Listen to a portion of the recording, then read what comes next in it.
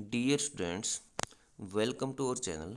Today we will study worksheet number 64, Science class 9.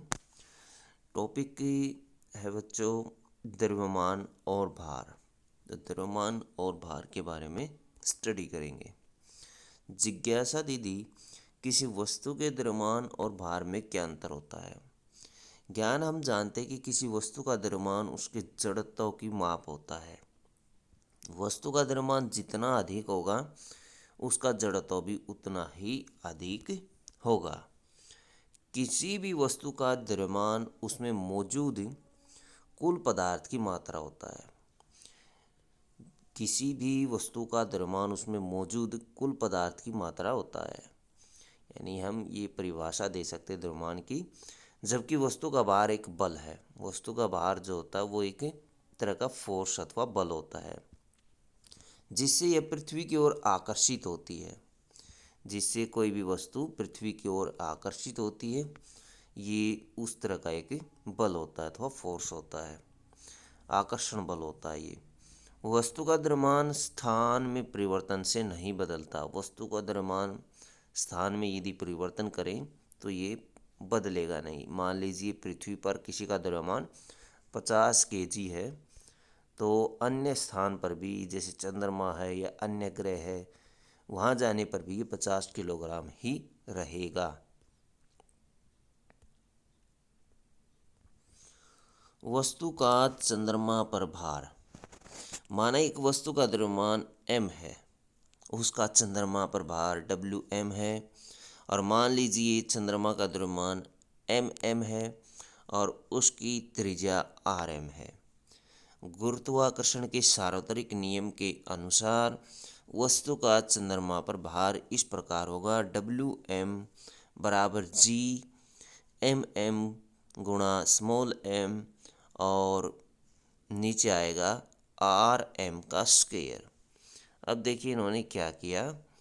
Wm यहाँ पर हमारा होता था F, सार्वत्रिक नियम के अनुसार F होता था। F का मतलब होता फोर्स और फोर्स होता बल। फोर्स क्या होता है? बल। फोर्स का यानी पहला अक्षर इन्होंने लिया था F, उसके अनुसार फोर्स या बल यहाँ लिखा जाता था। जबकि अब की बार यहाँ लिखा गया Wm। Wm हमने माना था चंद्रमा का भार, और भार एक तरह का फोर्स अथवा बल होता है। ऊपर हमने स्टडी किया था, भार एक तरह का फोर्स अथवा बल होता है। इस तरह से हम बल के स्थान पर यानी F के स्थान पर Wm लिख सकते हैं। G ऐसे ही रहेगा, सार्वत्रिक नियम में G ऐसे ही था, कैपिटल G। फिर यहाँ पर द्रव्यमान की का गुणनफल था वस्तु का, और चंद्रमा या पृथ्वी का द्रव्यमान का गुणनफल था, तो ये वैसे ही है। यानी m जो है कैपिटल M, ये द्रव्यमान है चंद्रमा का, और स्मॉल m किसका द्रव्यमान है? ये वस्तु का द्रव्यमान है। और नीचे क्या है? नीचे त्रिज्या है। किसकी त्रिज्या है? ये चंद्रमा की त्रिज्या है। चंद्रमा की त्रिज्या का स्क्वायर हो जाएगा। माना उसी वस्तु का पृथ्वी पर भार We है। यदि हम उसी वस्तु का भार है पृथ्वी पर लेते हैं तो We है। इसका भार We हमें कहाँ लेते हैं? पृथ्वी पर, जबकि चंद्रमा पर Wm था। पृथ्वी का द्रव्यमान मान लेते हैं Me है, जबकि इसकी त्रिज्या Re है। यदि पृथ्वी के अनुसार इस चलें तो We बराबर हो जाएगा Gme गुणा स्मॉल m और नीचे Re का स्क्वायर हो जाएगा। अब इसको समीकरण नंबर 2 ले लेते हैं। समीकरण नंबर 1 ऊपर थी। अब क्या करते हैं, समीकरण 1 को समीकरण 2 से भाग कर देते हैं। तो डिवाइड करेंगे किससे? 1 को 2 से। डिवाइड करिए Wm डिवाइड बाई We, तो Gmm बाई Rm स्क्वायर, और डिवाइड किससे किया?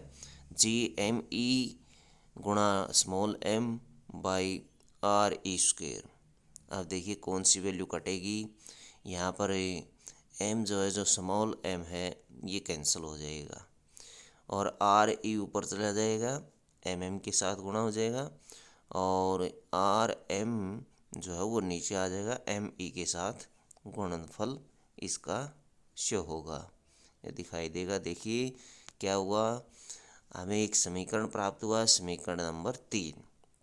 समीकरण नंबर 3 के अनुसार यदि हम सबकी वैल्यू रख दें, यानी एम एम ये चंद्रमा का द्रव्यमान हम रख दें 7.36 गुणा 10 की पावर 22 होता है, और इसकी त्रिज्या 6.37 गुणा 10 की पावर 6 इसकी त्रिज्या होती है, इसका स्क्वायर, और नीचे हम पृथ्वी का रख देते हैं तो 6 गुणा 10 की पावर 24 ये पृथ्वी का द्रव्यमान है, और त्रिज्या रख देते हैं 1.76 गुणा 10 की पावर 6 ये चंद्रमा की त्रिज्या है, ऊपर ये पृथ्वी की त्रिज्या थी। तो ये हल करने पर हमें प्राप्त होता है तो 0.165 प्राप्त होगा। इसको हम अप्रोक्सीमेटली लिख सकते हैं 1/6, ये अप्रोक्सीमेटली का चिन्ह है, तो अप्रोक्सीमेटली 1/6 इसको लिख सकते हैं। यदि 1 को 6 से डिवाइड करें तो हमें यही वैल्यू प्राप्त होगी।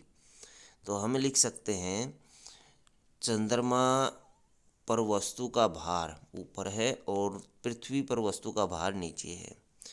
हम इस वैल्यू को यहीं रख लेते हैं, चंद्रमा पर वस्तु का भार, जबकि पृथ्वी पर वस्तु का भार दूसरी तरफ गुणा कर देते हैं 1/6 के साथ। यानी चंद्रमा पर वस्तु का भार यदि निकालना चाहें तो पृथ्वी पर जो वस्तु का भार है उसको 6 से डिवाइड कर दे, या 1/6 से उसको गुणा कर दे, तो हमें भार प्राप्त हो जाएगा।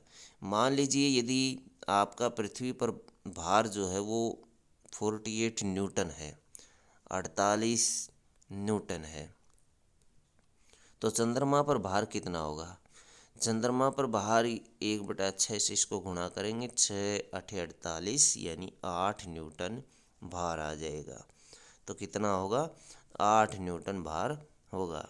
तो इस तरह से आप 1/6 के माध्यम से ये हल कर सकते हैं, भार निकाल सकते हैं।